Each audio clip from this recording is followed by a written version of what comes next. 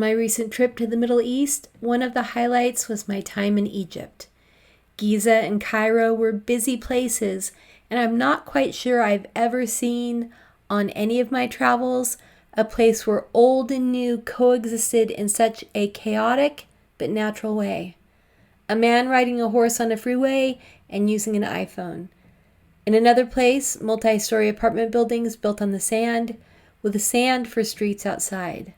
Once again, I found myself in an absolutely fascinating part of the world, and me, eyes wide, smile on my face, trying to simply just take it all in.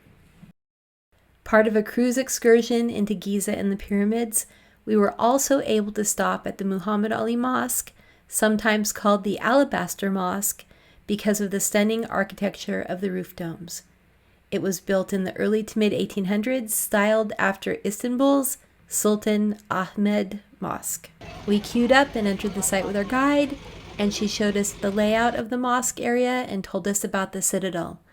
Men and women who had exposed shoulders or knees were told to cover them, and after we entered the courtyard of the mosque, we were directed to take off our shoes. We were only allowed into the upper level, not the formal worship areas below, but regardless, it was a spectacular place, and I could see the Ottoman influences in the architecture, and it reminded me a great deal of the Mosque of Suleiman, much older, which I had visited in the walled city of Rhodes. I peeled off from the group as soon as it was appropriate, and explored on my own until it was time to board the bus.